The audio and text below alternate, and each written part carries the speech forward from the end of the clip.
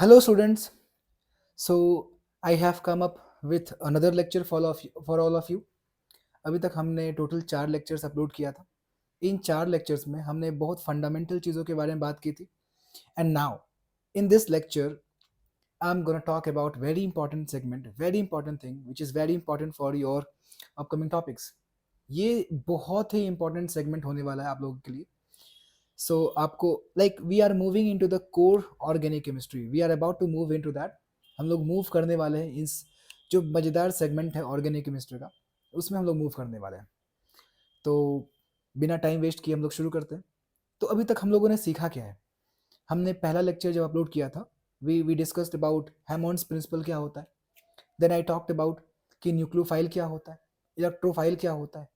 ये समझ में आ गया हमें कि हाँ न्यूक्लियोफाइल क्या होता है, इलेक्ट्रोफाइल क्या होता है. फिर हमने बताया आपको कि difference between nucleophile and a base और न्यूक्लियोफाइल के बीच में डिफरेंस क्या होता है. न्यूक्लियोफाइल अपना इलेक्ट्रॉन पेयर एक इलेक्ट्रोफिलिक कार्बन को देता है, और जो बेस अपना इलेक्ट्रॉन पेयर एक एसिडिक हाइड्रोजन को देता है. न्यूक्लियोफाइल अपना इलेक्ट्रॉन पेयर एक इलेक्ट्रोफिलिक कार्बन को देता है. चीज़ें क्लियर है? उसके बाद हमने बताया आपको कि हार्ड न्यूक्लियोफाइल्स क्या होते हैं, सॉफ्ट न्यूक्लियोफाइल्स क्या होते हैं, हार्ड इलेक्ट्रोफाइल्स क्या होते हैं, सॉफ्ट इलेक्ट्रोफाइल्स क्या होते हैं. हार्ड न्यूक्लियोफाइल हार्ड इलेक्ट्रोफाइल से रिएक्ट करेगा, सॉफ्ट न्यूक्लियोफाइल सॉफ्ट इलेक्ट्रोफाइल से रिएक्ट करेगा.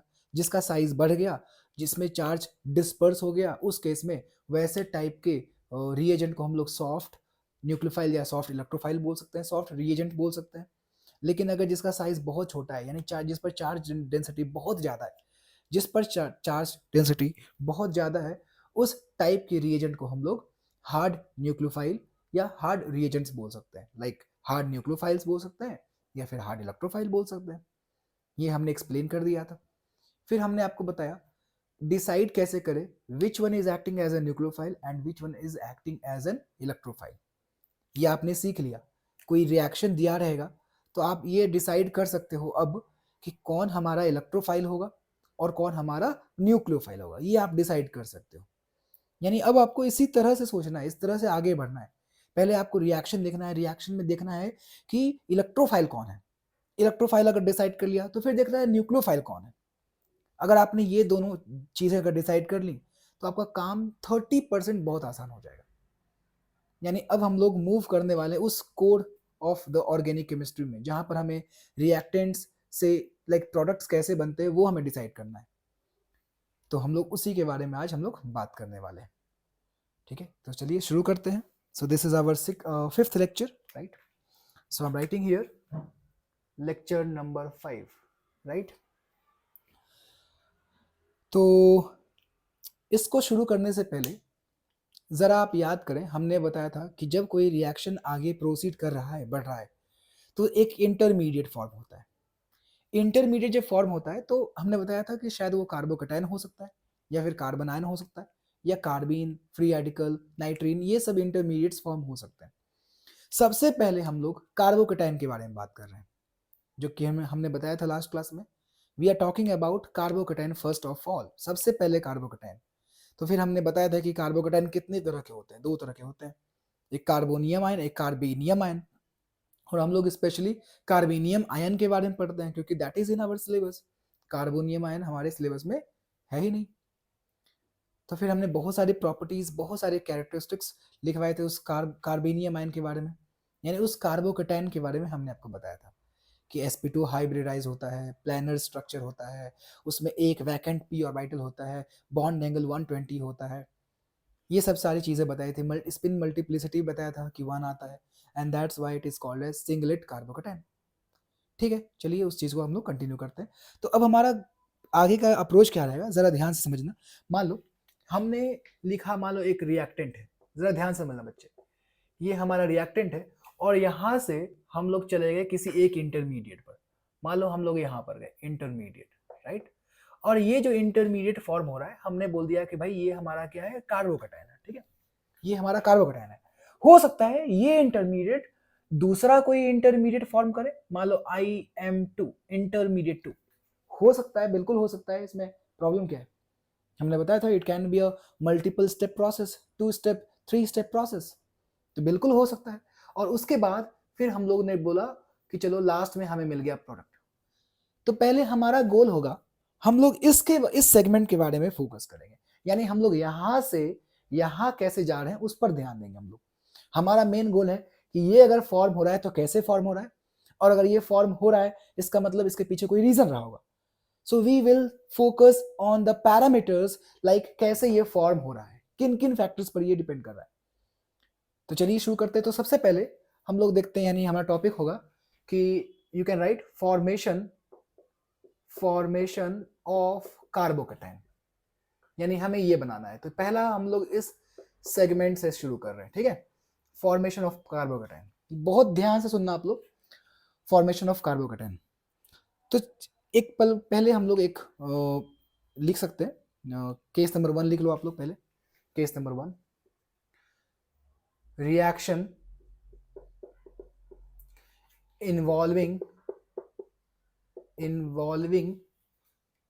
हेट्रोलिसिस,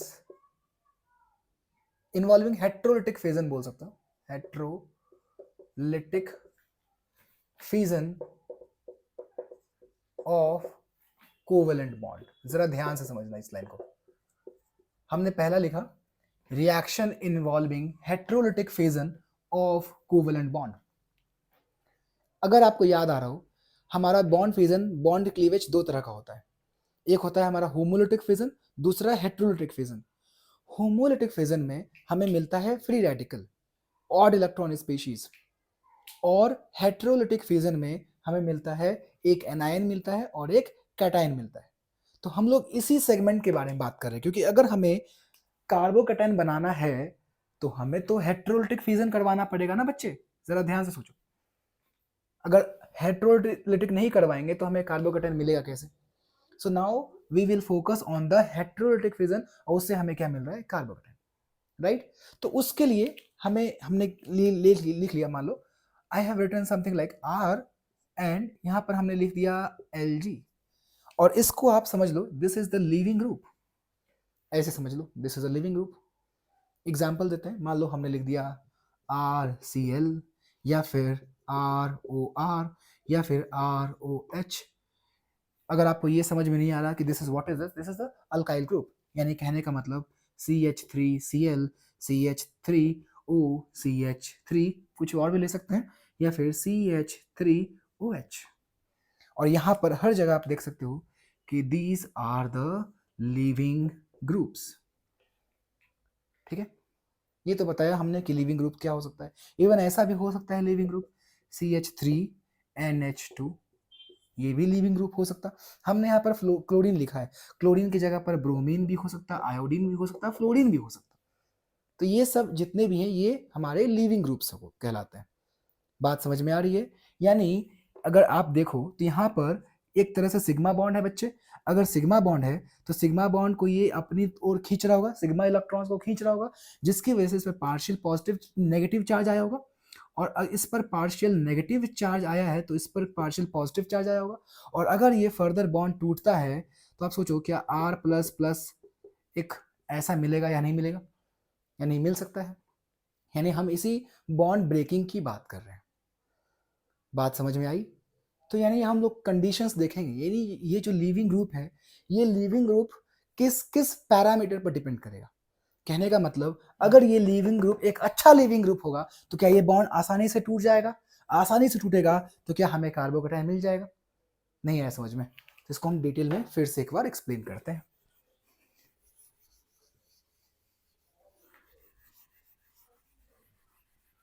तो समझते हैं यहाँ पर कि मान लो ये है और यहाँ पर हमने लिख दिया एक लिविंग ग्रुप।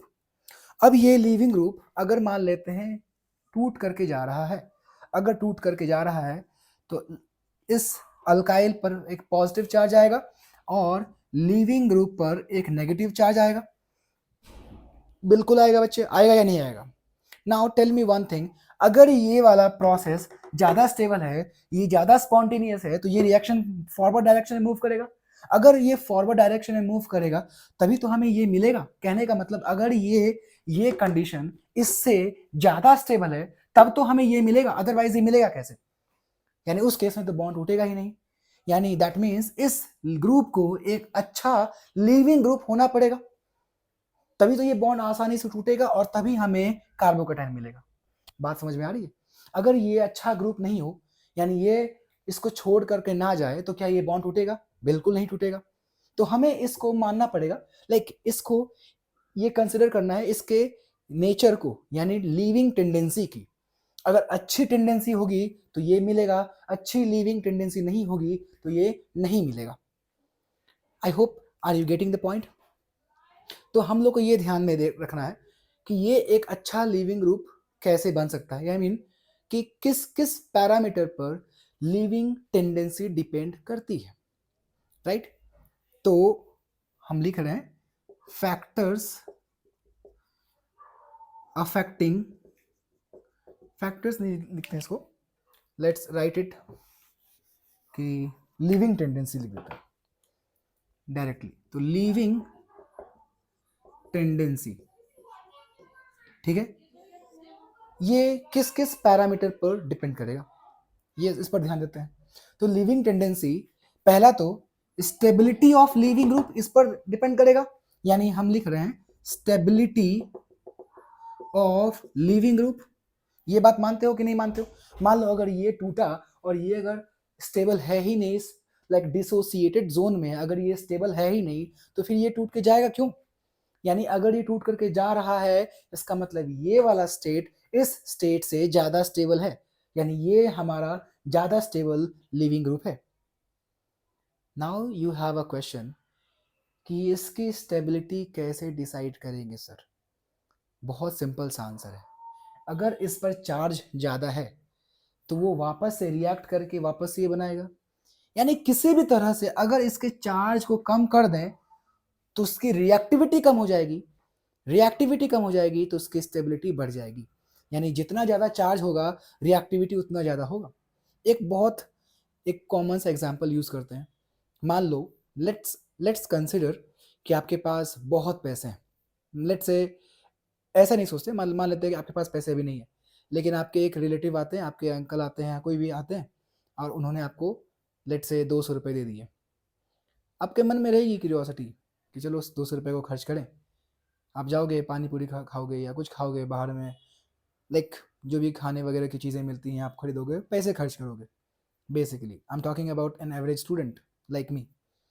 लेकिन अगर पॉकेट में पैसे नहीं हो, पास में पैसे नहीं हो, तो हम लोग हिसाब किताब से चलते हैं, वी मैनेज एवरीथिंग, बेवजह का फिजूल खर्च नहीं करते। So what is the meaning of this? अगर हमारे पास एक्सेस ऑफ मनी आया, we start to waste it in other things, other luxuries you can say. लेकिन अगर हमारे पास पैसे बहुत कैलकुलेटेड हैं तो उसका बहुत सही उपयोग करते हैं, हम लोग इस्तेमाल करते हैं। मीन्स पैसे ज़्यादा हैं, खर्च ज़्यादा होगा, पैसे कम है, खर्च कम होगा। चार्ज ज़्यादा है, रिएक्शन ज़्यादा होगा, चार्ज कम है, रिएक्शन कम होगा। नेगेटिव चार्ज ज़्यादा है, रिएक्शन करने की टेंडेंसी ज़्यादा होगी, नेगेटिव चार्ज कम है, रिएक्शन करने की टेंडेंसी कम हो जाएगी। बात समझ में आई? क्या आपने इस एग्जाम्पल को रिलेट किया? I hope you getting the point. So कहने का मतलब अगर इस पर से चार्ज कम कर दें तो इसकी स्टेबिलिटी बढ़ जाएगी। सेम केस इसके साथ भी होगा, अगर इसकी भी चार्ज कम हो जाए तो इसकी भी स्टेबिलिटी बढ़ जाएगी। आई बात समझ में? तो इस पर क्या चार्ज है? पॉजिटिव चार्ज है। इस पर क्या चार्ज है? नेगेटिव चार्ज है। तो आपने चेक कर, पहला कंडीशन देख लिया that leaving tendency is directly proportional to the stability of leaving group, right? वो टूट करके जा रहा है, अगर वो स्टेबल हो रहा है that means कि वो प्रोसेस आगे बढ़ेगा, अगर वो स्टेबल नहीं है तो वो प्रोसेस आगे नहीं बढ़ेगा। दूसरा पैरामीटर, ऑब्वियस सी बात है, अभी जस्ट हमने कहा कि अगर ये जो कार्बोकैटायन फॉर्म हुआ है अगर ये भी स्टेबलाइज हो जाए तो क्या ये रिएक्शन आगे बढ़ेगा या नहीं बढ़ेगा? बिल्कुल बढ़ेगा। तो आप लिख सकते हैं second parameter stability of carbocation, ठीक है। तीसरा कि अगर ये जो ग्रुप बन रहा है that should be weak base, means weak bases are a very good leaving group, they are super leaving group, very good leaving group. कैसे? वीक बेसिस का मतलब हो गया कि आप यहाँ पर देखो, यानी इस इन दोनों का बॉन्ड थोड़ा कमजोर होगा। सो अगर इसकी बेसिसिटी अगर कम होगी, that means that will be a good leaving group. ठीक है, so you can write 1/1 means inversely proportional to basic nature of leaving group.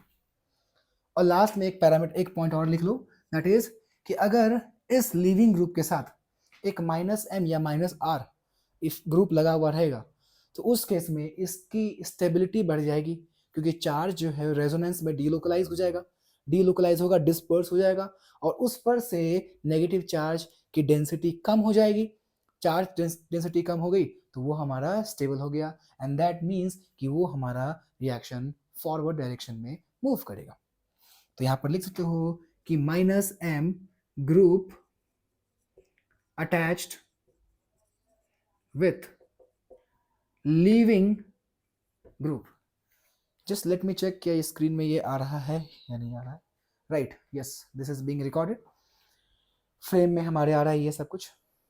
Right, तो आपने ये समझा, अगर समझ लिया तो आप इस चीज़ को लिख सकते हैं, और हम लोग इस पर अब क्वेश्चंस देखेंगे, समझेंगे।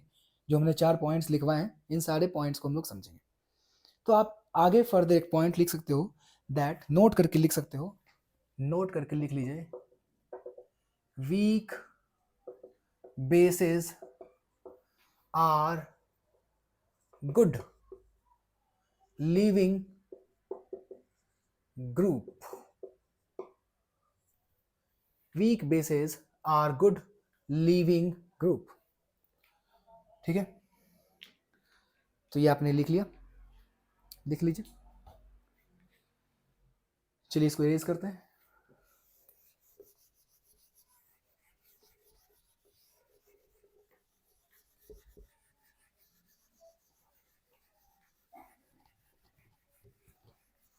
और अब हम लोग देखेंगे क्वेश्चन से, इन चीजों को समझते हैं। हमने बता दिया कि लीविंग टेंडेंसी क्या होती है ना, किन किन फैक्टर्स को आपको कंसिडर करना है। पहला तो स्टेबिलिटी ऑफ लिविंग ग्रुप, दूसरा स्टेबिलिटी ऑफ कार्बोकैटायन, तीसरा 1 like inverse relation of basic nature, जितना ज़्यादा बेसिक नेचर उतना कम लिविंग टेंडेंसी, जितना weak basic nature basic strength उतना ज़्यादा लिविंग टेंडेंसी। तो आप इसको 1 बेसिक स्ट्रेंथ कर दो, नेचर की जगह पर 1 बेसिक स्ट्रेंथ लिख दीजिए, that is more appropriate word you can से। ठीक है,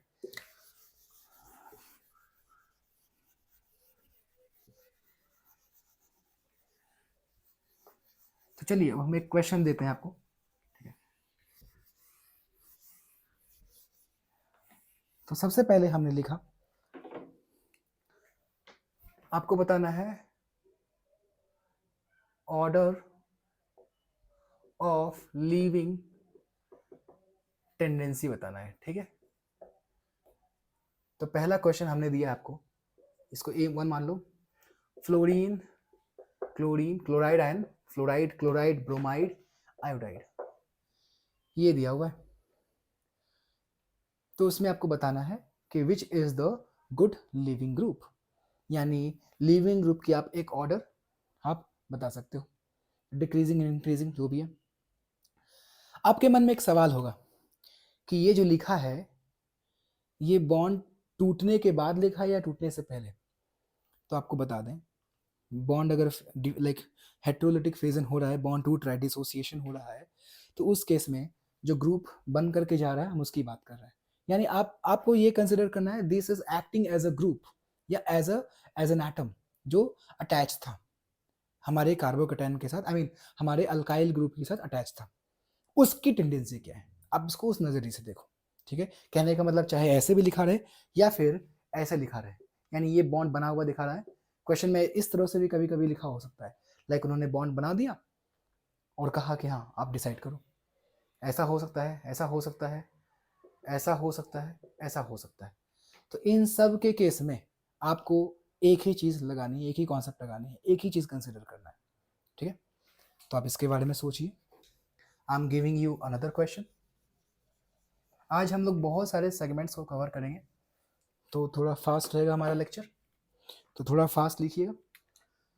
तो ऑर्डर ऑफ लिविंग टेंडेंसी आपको हमने एक क्वेश्चन दिया है। दूसरा क्वेश्चन देते हैं आपके सामने, ये रहा, हमने लिखा O minus CH3, then O minus COCH3, इसको मिटा दो, ऐसे कॉमा नहीं है, आपको बस बताना है। तीसरा हो जाएगा O माइनस SOOCH3, और इसके बाद हमारा होगा O minus S double bond O CF3। चलो, आपके मन में एक क्वेश्चन होगा कि सर इसमें सॉल्वेंट क्या लेंगे, इसमें सॉल्वेंट तो कुछ दिया हुआ है ही नहीं, तो सॉल्वेंट क्या लेंगे? द आंसर इज, हम लोग पोलर प्रोटिक सॉल्वेंट की बात कर रहे हैं, क्योंकि उसी के केस में पोलर सॉल्वेंट, बेसिकली हम उस पोलर सॉल्वेंट की बात कर रहे हैं। पोलर सॉल्वेंट में ही तो डिसोसिएशन होता है ना, आपको अगर हेट्रोलिटिक फिजन करवाना है तो पोलर सॉल्वेंट चाहिए, नॉन पोलर सॉल्वेंट तो होगा ही नहीं, because non polar solvents actually favour the homolytic fission, ये हमने स्टार्टिंग में बताया था आपको। यानी यहाँ पर हम लोगों ने पोलर सॉल्वेंट लिया हुआ है, और वैसे तो कोई सॉल्वेंट यहाँ पर मेंशन किया हुआ नहीं है, तो आपको universal solvent which is water, ये मान करके क्वेश्चन सॉल्व करना है। यानी जब भी हेट्रोलिटिक फिजन होगा तो आपको पोलर सॉल्वेंट लेना ही पड़ेगा, और उस केस में आप यहाँ पर वाटर मान करके सॉल्व कर सकते हो, राइट। तो आप जरा सोचो, ये 2 क्वेश्चन दिया है, एक और क्वेश्चन देते हैं। तीसरा क्वेश्चन है हमारे स्क्रीन पर, that is O minus SO, और यहाँ पर हमने लगा दिया एक बेंजीन रिंग, और यहाँ पर लगा दिया CH3। एक और इसके साथ देते हैं O माइनस SOO,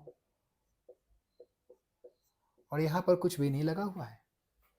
तीसरा O माइनस SO, यहाँ पर हमने लगा दिया ब्रोमीन, और लास्ट में लिख दिया O minus S double bond O। ये आप सोच रहे होगे कि सर आप क्या क्या लिखवा रहे हो, इतना खतरनाक खतरनाक, राइट। इन सारी चीज़ों को एक्सप्लेन करेंगे, डोंट वरी। तो ये हमने लिख दिया, और एक क्वेश्चन और लिख लेते हैं। क्वेश्चन नंबर 4 आप लिख सकते हैं O2N2, ये भी लिविंग ग्रुप है, यस, ये भी हमारा लिविंग ग्रुप की तरह बिहेव करेगा। कैसे करेगा, कब करेगा, सब चीज़ों के बारे में बात करेंगे, सारी चीज़ों के बारे में बात करेंगे। और एक और क्वेश्चन लिख लो आप बच्चे, H2O plus and OH minus, इन दोनों में लिविंग ग्रुप अच्छा कौन होगा, ये जरा सा आपको एक्सप्लेन कर देंगे। H2 रहने दो, H2 ठीक है, H2 रहने दो, H2 एंड OH माइनस, ये समझना पड़ेगा, ठीक है।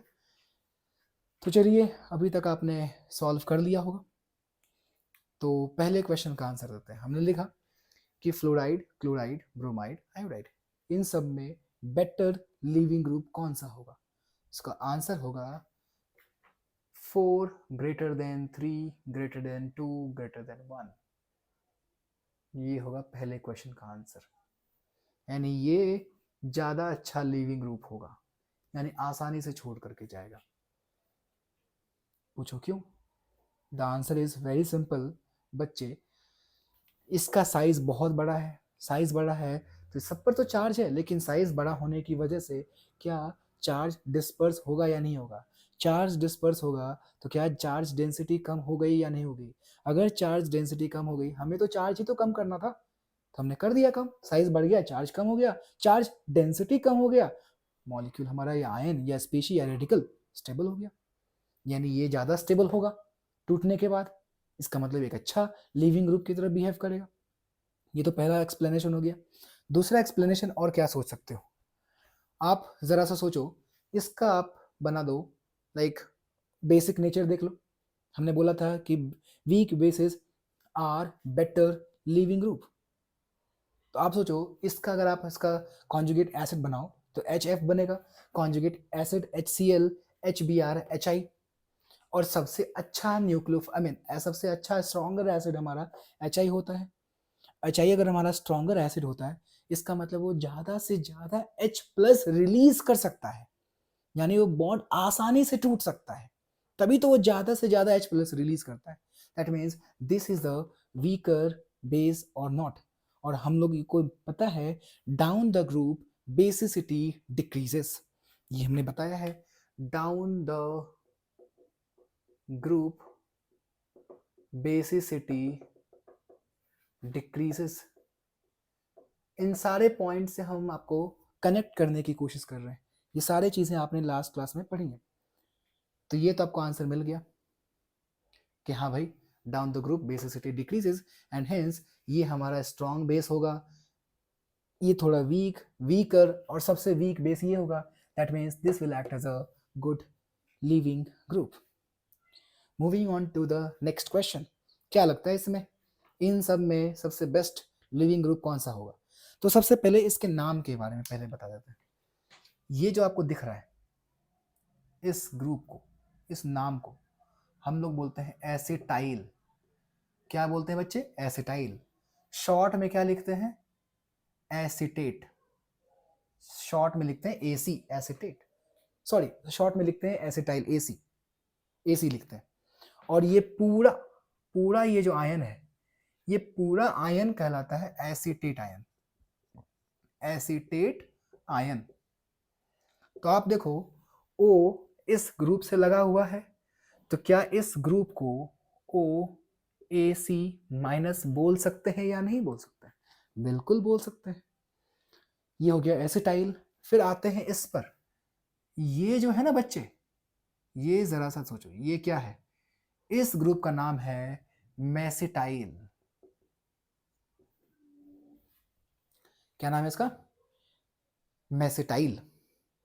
और शॉर्ट में क्या लिखते हैं इसको? MS। आई बात समझ में? तो ये पूरा नाम, इस पूरे आयन का नाम क्या हो जाएगा? Mesylate ion. क्या नाम हो जाएगा? Mesylate. I am writing here MESY, mesylate ion. जैसे यहाँ पर एसिटेट हो गया, उसी तरह ये हो जाएगा मेसाइलेट। और इसका सिंबल आई मीन कैसे लिखेंगे, शॉर्ट में कैसे लिखेंगे? ये तो बहुत बड़ा दिख रहा है ना, तो शॉर्ट में कैसे लिख सकते हैं? O-MS, ये लिख दिया हमने। बात समझ में आई बच्चे? और ये ग्रुप हमारा क्या है? इस ग्रुप का नाम है ट्रिफ्टाइल। इसका नाम है ट्रिफ्टाइल, शॉर्ट में TF लिखते हैं। और इसका जो आयन है, पूरा आयन, इसको बोलते हैं ट्रिफ्लेट आयन। यानी स्पेलिंग हो जाएगा, स्पेलिंग इसका यहाँ लिख देते हैं ट्रिफ्लेट, TRIFLATE। सॉरी, यहाँ पर Y आ जाएगा बच्चे, यहाँ पर TRYFLAT, ट्रिफ्लेट आयन, ट्रिफ्लेट आयन हो जाएगा। ठीक है। और इसको इस पूरे टर्म को कैसे लिख सकते हैं? OTF minus. क्या समझ में आ रहा है? एक बार वापस से रिवाइज करते हैं। ये तो हमारा मिथॉक्साइड आयन हो गया, इसमें तो कोई टेंशन नहीं होगा आपको। ये हमारा, ये वाला जिसको हमने ब्लू कलर से बॉक्स किया है, ये हमारा एसिटाइल कहलाता है। पूरे आयन का नाम हो जाएगा एसिटेट आयन, OAC लिखते हैं इसको शॉर्ट में। इस बॉक्स का नाम है मेसिटाइल ग्रुप, और इस पूरे आयन का नाम हो जाएगा मेसाइलेट आयन। और इस बॉक्स का नाम है ट्रिफ्टाइल, पूरे आयन का नाम हो जाएगा ट्रिफ्लेट आयन। क्लियर है? आपके मन में सवाल होगा कि सर इन सब में सबसे अच्छा लिविंग ग्रुप कौन होगा? द आंसर इज, क्या हो जाएगा जरा सोचो कि ये, भाई एक बात बताओ, ये हमारा कैसा बेस है? ये हमारा सबसे स्ट्रॉन्ग बेस है या नहीं है? याद आ रहा है बेसिसिटी वाला parameter, oxygen across the period. तो हम लोग को पता है कि this is considered as a stronger base. तो यहाँ पर ये वाला जो ग्रुप है, जरा सा सोचो, ये वाला जो ग्रुप है, ये प्लस आई ग्रुप है या नहीं है? अगर ये प्लस आई ग्रुप है, तो क्या ये ग्रुप इस ऑक्सीजन को और इलेक्ट्रॉन दे रहा होगा या नहीं दे रहा होगा? हालांकि ये सिग्मा इलेक्ट्रॉन ही बढ़ा रहा होगा, सिग्मा इलेक्ट्रॉन, क्योंकि ये plus I group sigma electron या सिग्मा इलेक्ट्रॉन डोनर या एक्सेप्टर होता है, विदड्रॉ विच कैन विदड्रॉ और which can release electron, sigma electron releasing या sigma electron withdrawing group, plus I minus I group. तो ठीक है, ये सिग्मा इलेक्ट्रॉन ही बढ़ाएगा, तो क्या इस पर सिग्मा इलेक्ट्रॉन की डेंसिटी बढ़ेगी या नहीं बढ़ेगी? यानी इस पर तो इलेक्ट्रॉन डेंसिटी बढ़ गई। इलेक्ट्रॉन डेंसिटी बढ़ गई तो वो एक अच्छा न्यूक्लियोफाइल बन जाएगा ना वो फर्दर। तो फिर वो लाइक स्टेबल कैसे हुआ, क्योंकि उस पर तो चार्ज आ गया ना बच्चे। ज़्यादा अगर चार्ज आ गया तो वो तो वापस से रिएक्ट करके वापस से रिवर्सिबल प्रोसेस बना लेगा, वो प्रोसेस रिवर्स हो जाएगा। तो उस केस में can you consider it as a good leaving group? The answer is no, क्योंकि यहाँ पर चार्ज जो है वो डिस्पर्स नहीं हो रहा। इनफैक्ट इस ऑक्सीजन पर चार्ज डेंसिटी बढ़ जा रही है because of plus I group. I hope the meaning is clear. लेकिन अगर यहाँ पर आए तो आप यहाँ पर सोचो कि क्या इसका इलेक्ट्रॉन रेजोनेंस में इन्वॉल्व होगा या नहीं होगा। अगर रेजोनेंस में इन्वॉल्व होगा बच्चे, तो क्या इसका ये जो चार्ज है, जरा सोचो, ये जो चार्ज है ये डीलोकलाइज हो रहा है या नहीं हो रहा। अगर चार्ज डीलोकलाइज हो रहा मतलब रेजोनेंस की वजह से डिस्पर्स हो रहा तो इस पर, इस पर्टिकुलर ऑक्सीजन पर चार्ज डेंसिटी कम होगी या नहीं होगी, क्योंकि इसका इलेक्ट्रॉन जो है रेजोनेंस में इन्वॉल्व हो रहा है और इस वजह से इस पर इलेक्ट्रॉन डेंसिटी कम हो जाती है और ये बहुत स्टेबलाइज हो जाता है। तो टोटल कितने आपको रेजोनेटिंग स्ट्रक्चर्स दिखने को मिल रहे हैं? 2 मिल रहे हैं। तो यहां पर आप लिख सकते हो कि इस केस में +2 रेजोनेटिंग स्ट्रक्चर। क्या बोल सकते हैं? ठीक है, 2 रेजोनेटिंग स्ट्रक्चर। प्लस क्यों लिखा हमने? प्लस लिखने की जरूरत नहीं है। 2 रेजोनेटिंग स्ट्रक्चर। यहां पर अब जरा सा सोचो कि ये जो चार्ज इधर रेजोनेंस में इन्वॉल्व होगा, एक बार ये चार्ज इधर जाएगा, फिर या दूसरे सेकेंड राउंड में चार्ज इधर भी आ सकता है। कहने का मतलब एक स्ट्रक्चर, 2 स्ट्रक्चर, 3 स्ट्रक्चर, एक बार इस ऑक्सीजन पर नेगेटिव चार्ज, एक बार इस ऑक्सीजन पर नेगेटिव चार्ज और एक बार इस ऑक्सीजन पर नेगेटिव चार्ज। तो टोटल हमारे पास यहाँ पर 3 रेजोनेटिंग स्ट्रक्चर होंगे या नहीं होंगे। अगर 3 रेजोनेटिंग स्ट्रक्चर होंगे तो आपको पता है रेजोनेंस का इफेक्ट ज़्यादा होता है। सबसे पहले रेजोनेटिंग इफेक्ट को देखते हैं, फिर हाइपर कॉन्जुगेशन को देखते हैं और लास्ट में इंडक्टिव इफेक्ट देखते हैं। तो आप देख सकते हो कि यहाँ पर तो कोई प्लस आर या माइनस आर जैसा कोई इफेक्ट यहाँ नहीं दिख रहा, यहाँ से प्लस आई दिख रहा है, मगर यहाँ पर आर इफेक्ट, रेजोनेंस इफेक्ट दिख रहा है और 2 रेजोनेटिंग स्ट्रक्चर मिल रहे हैं। यहाँ पर 3 रेजोनेटिंग स्ट्रक्चर मिल रहा है। यहाँ पर आते हैं, यहाँ पर भी कितने रेजोनेटिंग स्ट्रक्चर है? 1 2 3, 3 ऑक्सीजन, तो एक एक नेगेटिव चार्ज एक एक बार सारे ऑक्सीजन पर जाएगा। तो उस केस में 3 रेजोनेटिंग स्ट्रक्चर्स मिल सकते हैं। तो यानी इस ट्रिपलेट के लिए 3 रेजोनेटिंग स्ट्रक्चर्स मिल सकते हैं।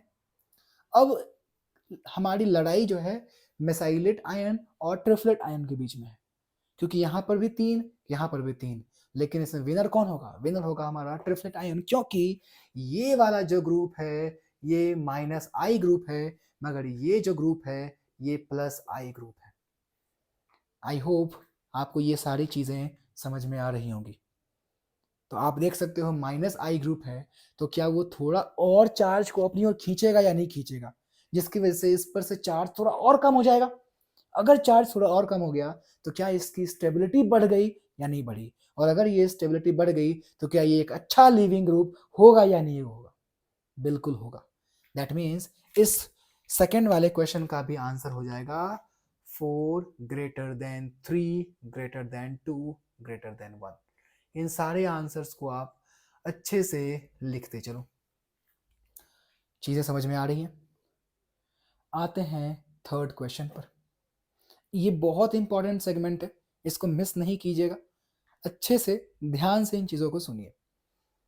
थर्ड केस में ये जो नाम है, ये जो देख रहे हो बच्चे, इसका नाम पता है क्या है? टोसाइल। इसको बोलते हैं टोसाइल।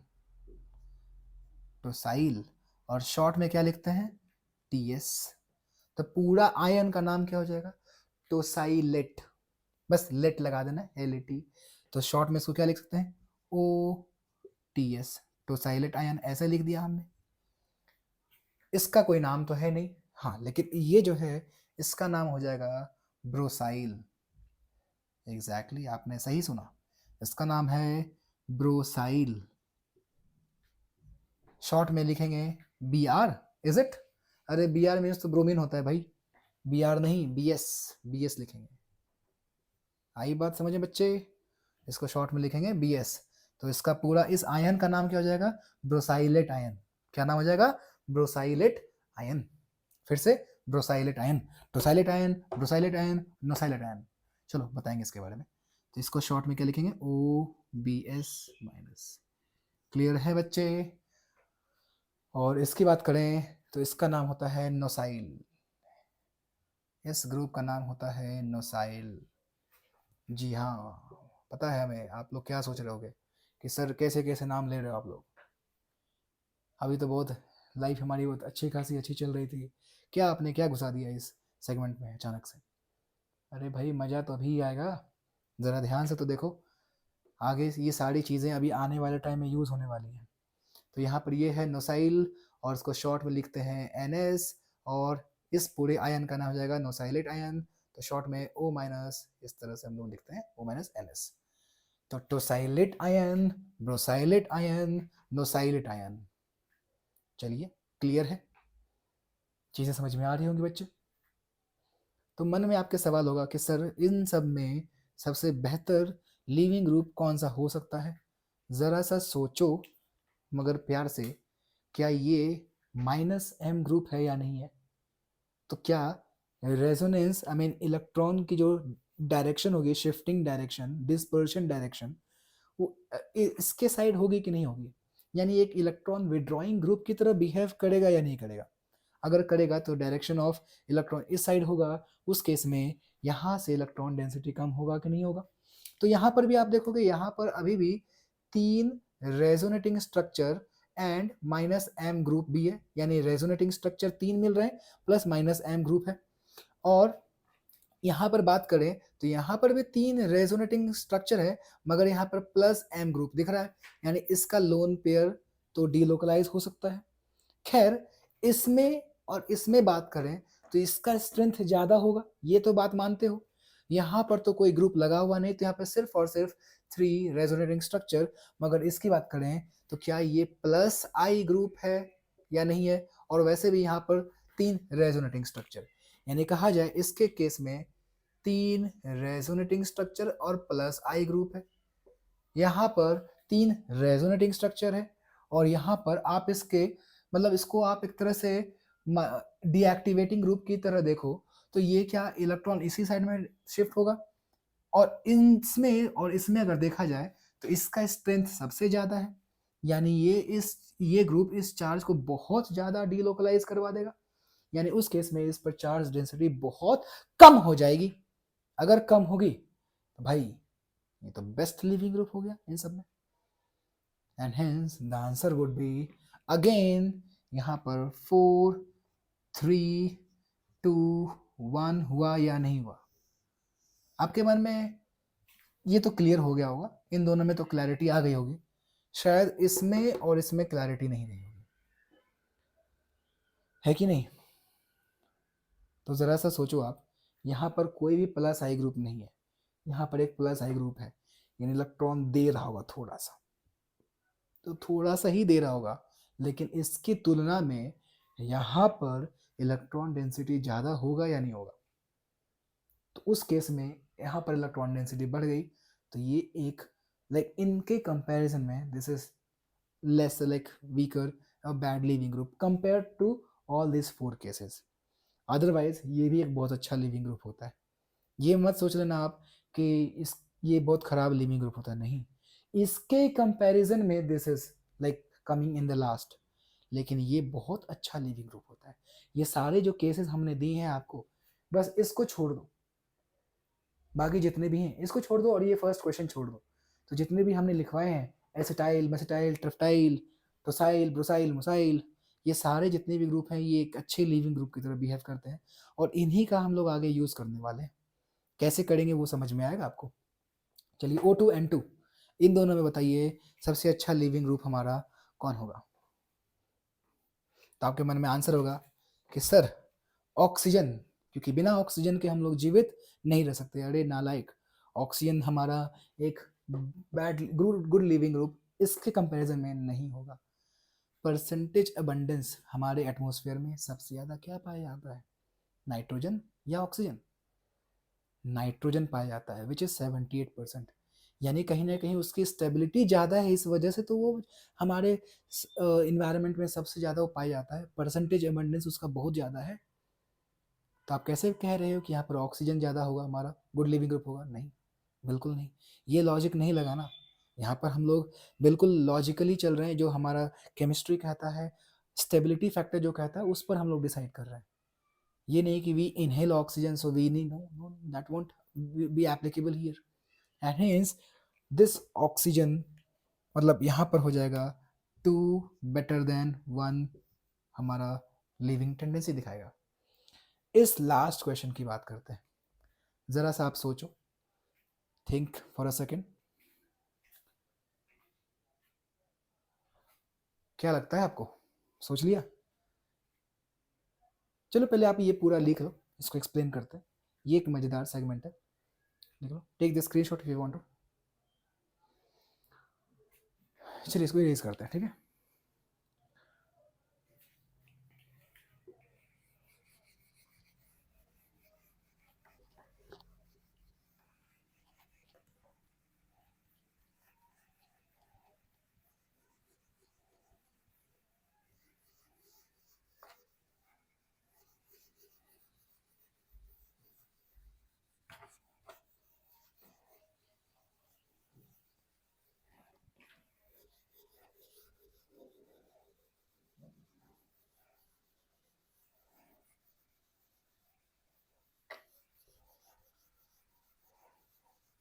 This is also a very tough task to erase this.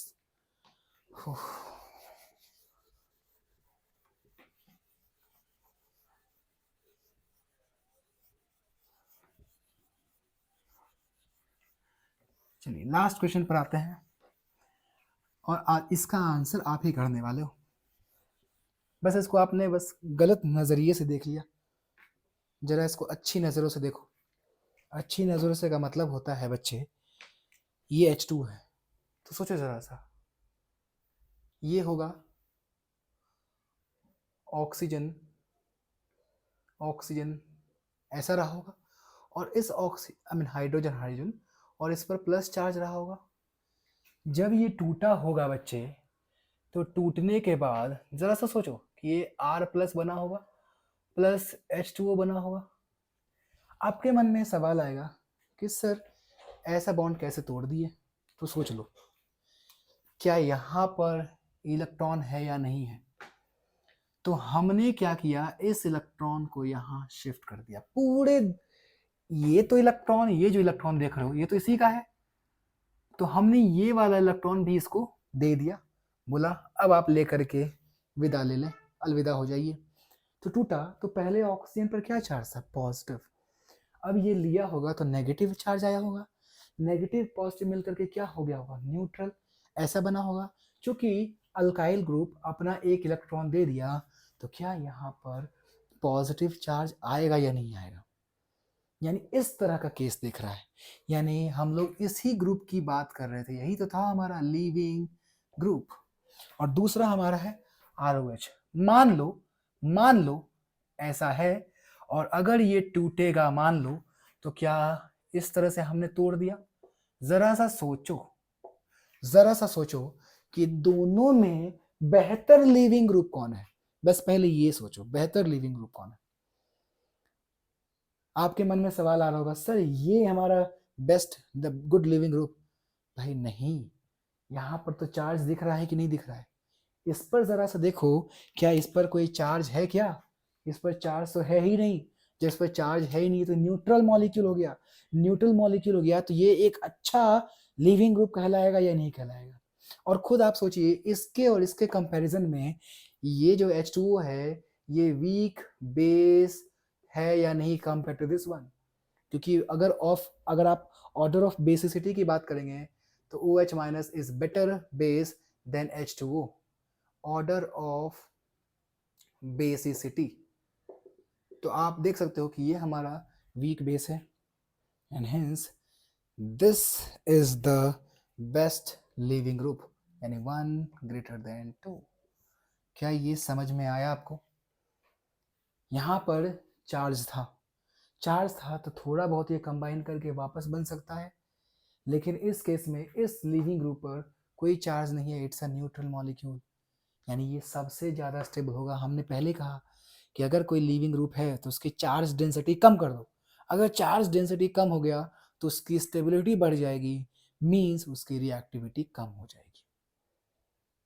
I hope you understood what I am trying to say. तो ये आपको हमने 5 केसेस करा दिए कि इसमें लिविंग ग्रुप क्या है, कौन कौन से केसेस हैं।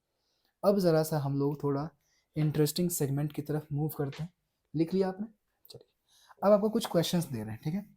आपको बताना है कि वो बॉन्ड क्या उसी तरह से टूटेगा। ज़रा समझना, एकदम ध्यान से समझना। अब हम लोग थोड़े ट्रिकी वाले जोन पर आ रहे हैं। हमने मान लो रिएक्शन लिखा, लेट से हमने पहला रिएक्शन लिखा आर, हमने दिया आपको अल्कोहल, और आपने इसको तोड़ करके मान लो पहले राउंड में बना दिया R plus plus O H minus, मान लो ऐसा बनाया। दूसरा हमने लिखा है ऐसा आर ओ एच, फिर से टूटा, इस बार हमने आर ओ माइनस में तोड़ दिया था और लिखा है एच प्लस। तीसरा हमने लिखा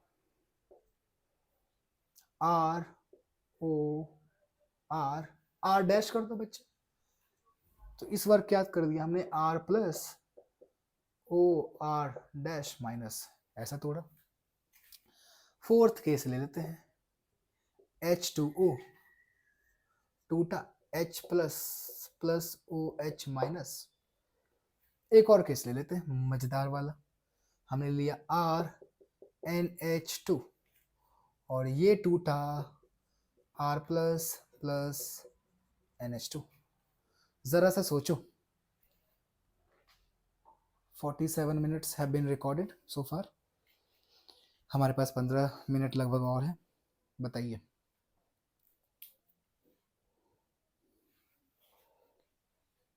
ओके, मेरा क्वेश्चन ये है कि ये जो हमने लिखा है क्या वाकई में बॉन्ड इस तरह से टूटता है?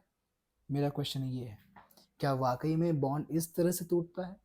ये वाला बॉन्ड इस तरह से टूटता है या इस तरह से या इस तरह से इस तरह से इस तरह से? क्या लगता है आपको, ऐसे टूटता है बॉन्ड? नहीं, इसमें से कोई भी केस नहीं है पॉसिबल।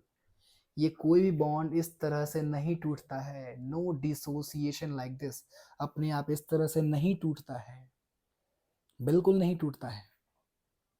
आपके मन में सवाल होगा ये वाला, तो इस पर भी आएंगे, रीजन जरा ध्यान से सुनो। इस तरह से बॉन्ड नहीं टूटता, तो आप लिख सकते हो कि bond dissociation does not take place in such way for given क्या reactants, for given reactants। ठीक है, ऐसा क्यों? क्योंकि भाई सोचो कि ये जो है ये क्या है, ये स्ट्रॉन्ग बेस है, ये भी स्ट्रॉन्ग बेस है, ये भी स्ट्रॉन्ग बेस है, ये भी स्ट्रॉन्ग बेस है, और ये भी NH2 माइनस, ये भी हमारा स्ट्रॉन्ग बेस है। ये आपको पता है, ये सारे स्ट्रॉन्ग बेसेस हैं। अरे याद करो, अक्रॉस द पीरियोडिक टेबल जब हम लोग जाते हैं तो electron negativity increases and hence basic character decreases, लेकिन कार्बन वो सबसे ज्यादा बेसिक होगा।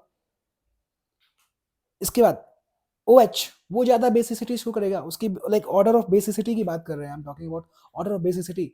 CH3 minus is more basic, means आसानी अपना इलेक्ट्रॉन पेयर देगा, किसको? एसिडिक हाइड्रोजन को। OH माइनस उसकी बेसिसिटी ज्यादा होगी, NH carbon, then nitrogen, then oxygen, then fluorine. Fluorine is least basic in this given cases. क्यों? क्योंकि उसकी इलेक्ट्रॉन नेगेटिविटी बढ़ गई। लेकिन इसका ये मतलब नहीं है कि वो सबसे वीक बेस है, ये मतलब नहीं है। आई am talking about the order of basicity. यानी ये जो चारों है ना, ये चारों एक स्ट्रॉन्ग बेस की तरह बिहेव करते हैं। These actually act as very strong base. और उस केस में इस तरह से बॉन्ड तोड़ना इम्पॉसिबल है। पूरे ऑर्गेनिक केमिस्ट्री में हम लोग इस तरह से बॉन्ड नहीं तोड़ते हैं, बिल्कुल भी नहीं तोड़ते हैं। आपके मन में एक सवाल होगा कि सर हमने क्लास 11th में आयनिक इक्विलिब्रियम में पढ़ा है कि H2O जो है वो डिसोसिएट होता है H plus plus OH minus ion at 298 kelvin. पहले की बात तो ये कि आपका टेम्परेचर मेंशन होता है 25 डिग्री सेल्सियस, और उस केस में लिखा होता है concentration is 10 rest power -7 molar, ये भी -7 मोलर -1 मोलर, ये लिखा होता है। अरे भाई 10 रेस्ट पावर -7 मतलब 10 लाख, उसमें एक वाटर मॉलिक्यूल डिसोसिएट हो रहा है। 10 लाख मॉलिक्यूल में एक वाटर मॉलिक्यूल डिसोसिएट हो रहा है H प्लस और OH, सॉरी हाँ OH माइनस आयन में। तो उसको हम लोग कंसिडर नहीं करते हैं, 10 लाख में एक नहीं कंसिडर करते हैं। वहां वो वाला कॉन्सेप्ट यहाँ पर नहीं लगाना है। तो आपको ये बस सोचना है कि ऑर्गेनिक केमिस्ट्री में ये इस तरह से डिसोसिएट नहीं होता है। ये आप लोग फिजिकल केमिस्ट्री की बातें वहां पर ही हम लोग रखें लिमिट, यहाँ पर अप्लाई नहीं करना है। तो अगर ये इस तरह से बॉन्ड नहीं टूटेगा तो फिर किस तरह से टूटेगा, ये समझने वाली बात है। क्या आपको बात समझ में आई? नहीं आया समझ में? तो हमें ये वाला बॉन्ड तोड़ना है। जब ये इस तरह से नहीं टूटेगा तो किस तरह से टूटेगा? यानी these are the bad leaving groups, और इसको अगर आपको तोड़ना है तो एक अच्छा लिविंग ग्रुप बनाना पड़ेगा। You have to convert into a good leaving group. क्या ये बात समझ में आई बच्चे? अगर ये आपका बैड लिविंग ग्रुप है, यानी ये वाला जो पार्ट है आपका, मतलब ये जो सेगमेंट आपको दिख रहा है, these are the bad leaving group, तो आपको अगर इसको निकालना है तो पहले इसको एक अच्छा लिविंग ग्रुप बनाना पड़ेगा।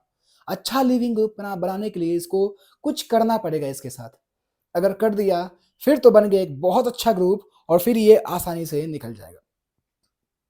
तो यहां पर होता क्या है जरा समझना। आपने ये केसेस आपने लिख लिया होगा, जरा सा हम इसको फर्दर एक्सप्लेन करते हैं। देखो इस वाले केस में, इस वाले केस में देखो क्या होता है। मान लो हमने लिया ROH लिया बच्चे, ऑक्सीजन पर है लोन पेयर, और इसी का हम लोग करेंगे प्रयोग, इसी का यूज करने वाले हम लोग।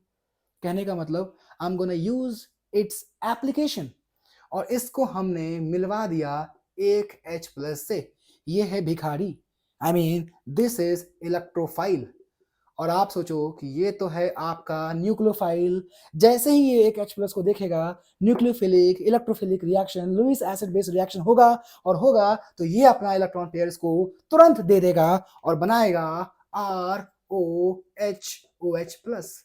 अब जरा सा देखो मेरे प्यारे बच्चों, जरा सा देखिए क्या ये H2O पर ऑक्सीजन पर पॉजिटिव चार्ज आया या नहीं आया। और अगर ऑक्सीजन पर पॉजिटिव चार्ज आ गया तो oxygen is an electronegative atom. Oxygen highly electronegative होता है, उस पर प्लस चार्ज तो स्टेबलाइज हो ही नहीं सकता, and that's why this becomes a very good leaving group and the bond breaks and you get R plus plus H2O। अभी जस्ट हमने एक्सप्लेन किया था H2O और OH माइनस में अच्छा लिविंग ग्रुप कौन सा है, this H2O is a good leaving group. बात आई समझ में? यानी हमने इसको बैड लिविंग ग्रुप से गुड लिविंग ग्रुप में कन्वर्ट किया और फिर बॉन्ड तोड़ दिया। ये तरीका था। तो यहां पर आप लिख सकते हो, यहां पर आपने हमने एक्सप्लेनेशन दिया है, यहां पर आप लिख सकते हो कि OH minus OR minus, even की फ्लोराइड जो होता है ना F minus, this is also even NH2 minus. ये पूरे ऑर्गेनिक केमिस्ट्री में दीज आर कंसिडर्ड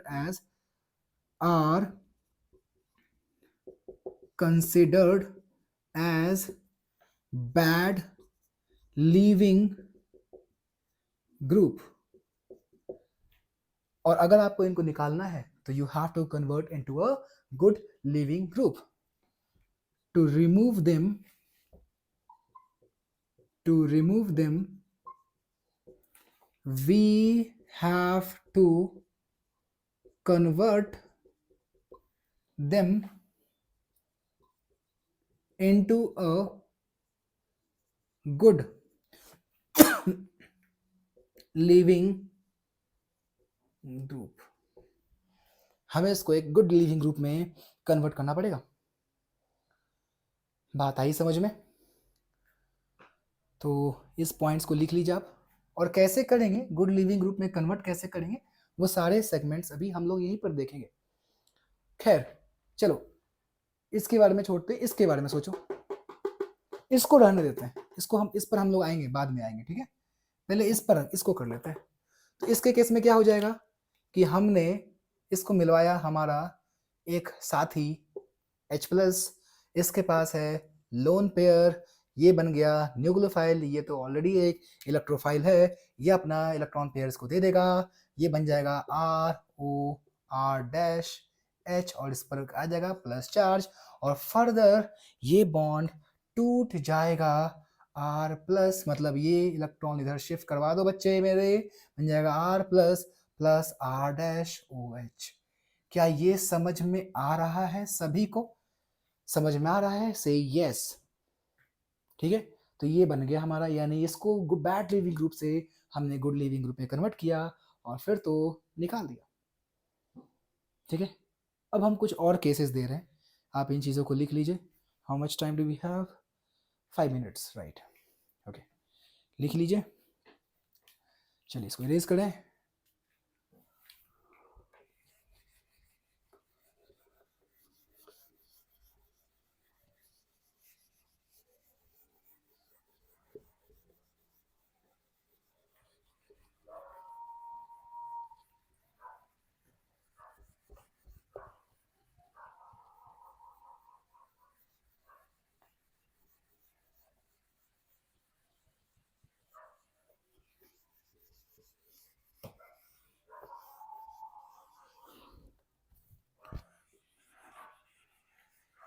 इतनी रात को किसी को आराम नहीं है, ना इंसान को ना जानवर को।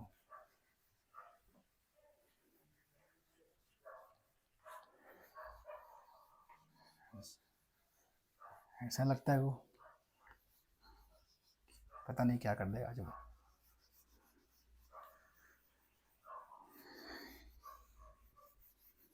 पता नहीं इन कुत्तों को क्या, डॉग्स को क्या मिलता है, लेकिन नहीं, किसी के कोई साइकिल से जा रहा है, कोई बाइक से जा रहा है, बेचारों को उनको उनकी स्पीड बढ़ा देते हैं, उनको मैक्सिमम जोन तक ले जाते हैं, है कि नहीं?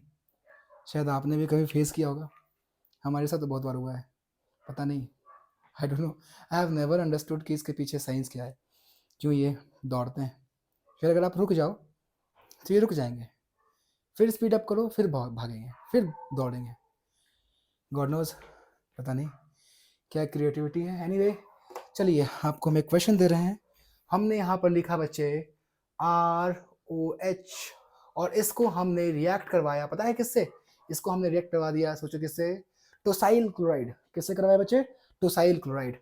तो टोसाइल क्लोराइड कैसा दिखेगा, जरा सोचो कि टोसाइल क्लोराइड ऐसा दिखेगा, Cl, इसको थोड़ा प्यार से लिखेंगे, ऐसे लिख देते हैं, प्लस Cl SOO, ये आपका है टोसाइल क्लोराइड। याद आ रहा है या नहीं याद आ रहा है? ये था ना टोसाइल, और इसके साथ लग गया, तो यानी हमने इसको शॉर्ट में ClTS लिख दिया और इसको हमने रिएक्ट कैसे करवा दिया। तो क्या होगा इसमें? आपको घबराना नहीं है, आपको बस सोचना है कि इसमें होगा क्या। इसमें क्या करना है, बस आपको HCl निकाल देना है, ये वाला पार्ट बस निकाल दो और कुछ नहीं करना। आपके मन में सवाल होगा कि सर ये बना कैसे, ये कैसे हो रहा है?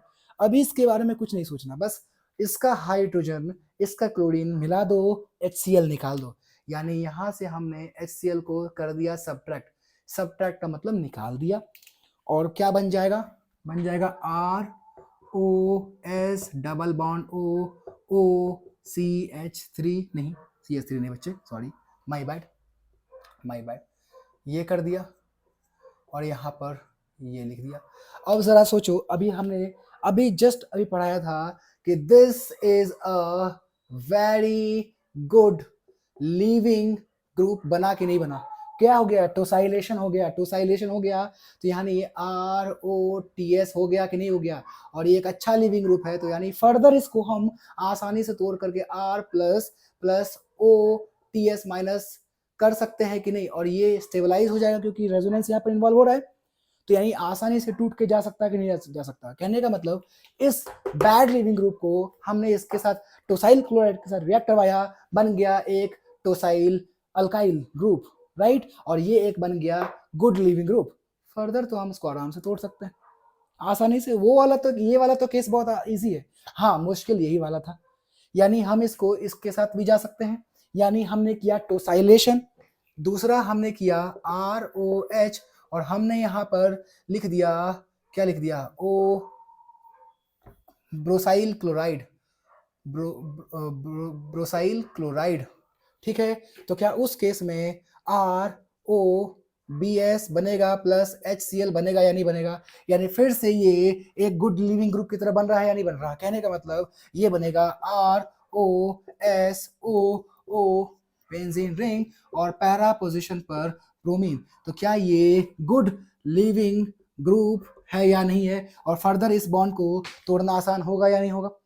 उसी तरह अगर हमने लिख दिया ROH और इसको हमने रिएक्ट किससे करवा दिया बताइए, ट्रिफ्लेट, यानी ट्रिफ्लेट आयन से, यानी कहने का मतलब क्लोराइड TF, राइट, इससे करवा दिया। कहने का मतलब SOOCF3 और Cl इससे करवाया था रिएक्ट बच्चे। तो क्या आप इसमें से फिर से HCl निकाल सकते हो कि नहीं निकाल सकते, यहाँ से HCl निकाल दिया और उस केस में बन जाएगा ROSOOCF3, यानी ROTF बना या नहीं बना। और फर्दर आपको पता है this is a good leaving group, यानी इसको आसानी से आप फर्दर तोड़ सकते हो।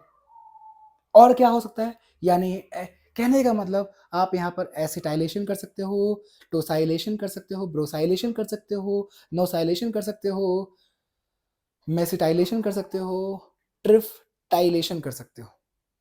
इस वजह से इसके थ्रू आप इस बैड लिविंग ग्रुप को गुड लिविंग ग्रुप में कन्वर्ट कर रहे हो, और फिर फर्दर उसको तोड़ना इजी हो जाता है। क्या ये बात समझ में आई या नहीं आई, यानी कैसे हमने बैड लिविंग ग्रुप को गुड लिविंग ग्रुप में कन्वर्ट किया, ठीक है। तो जरा सा एक और क्वेश्चन लिखते हैं, मान लीजिए, चलिए ऊपर वाले ये वाला क्वेश्चन इरेज करते हैं, आप इसको लिख लो, ठीक है। Will take hardly 5 more minutes, not more than that. चलिए, तो यहाँ पर हमारे पास ये वाला एक और केस ले लो, है ना। तो पहले पॉइंट लिख देंगे, डोंट वरी। चलिए, तो हमने यहाँ पर लिख दिया, मान लो लिख दिया RNH2।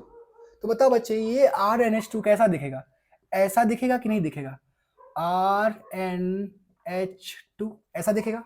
और इसको हमने फिर से टोसाइल क्लोराइड से ही रिएक्ट करवाया। कितने मॉलिक्यूल से रिएक्ट करवाया, 2 मॉलिक्यूल से, क्लोराइड टोसाइल, ऐसे लिख देते हैं, ऐसे लिख सकते हैं बच्चे। और सोचो ये वाला, ये एक हाइड्रोजन को लेके चला जाएगा और ये एक हाइड्रोजन को लेकर चला जाएगा, तो क्या बनेगा, ये ऐसा NTS2 बनेगा या नहीं बनेगा। और क्या अगर ये बनेगा तो क्या ये एक सुपर लिविंग ग्रुप होगा या नहीं होगा, यानी कहने का मतलब फर्दर ये हमारा टूट जाएगा N-TS2, यानी इसमें लिविंग ग्रुप ये टूट गया, यानी ये सुपर लिविंग ग्रुप बन गया। तो आपने देखा था कि NH2 जो है हमारा नाइट्रोजन अमाइड, तो सॉरी अमाइन, ये हमारा एक बैड लिविंग ग्रुप था और उसको हमने कन्वर्ट कर दिया किसमें, एक गुड लिविंग ग्रुप में। इस तरह से टोसाइलेशन से, हाँ टोसाइलेशन से हमने किया। आई बात समझ में। तो आप यहाँ पर एक पॉइंट लिखिए। तो हमने लिखा था कि we have to convert into a good leaving group. तो हम लोग किस तरह से इसको गुड लिविंग ग्रुप में कन्वर्ट करेंगे, तो वी कैन, यहाँ पे पॉइंट लिख सकते हैं, we can convert bad leaving group into good leaving group by, कौन कौन से मेथड हो सकते हैं, एसिटाइलेशन, एसिटाइलेशन, देन क्या हो जाएगा, मेसिटाइलेशन, करेक्ट, या फिर ट्रिफ सॉरी ट्रिफ्टाइलेशन,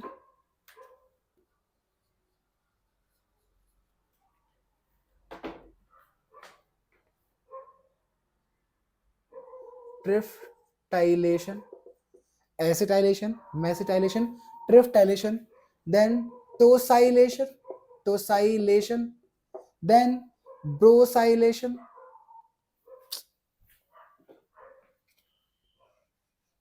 ब्रोसाइलेशन, ब्रोसाइलेशन एंड नोसाइलेशन।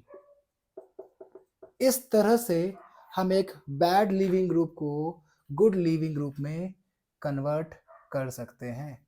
बात समझ में आ रही है मेरे प्यारे बच्चों?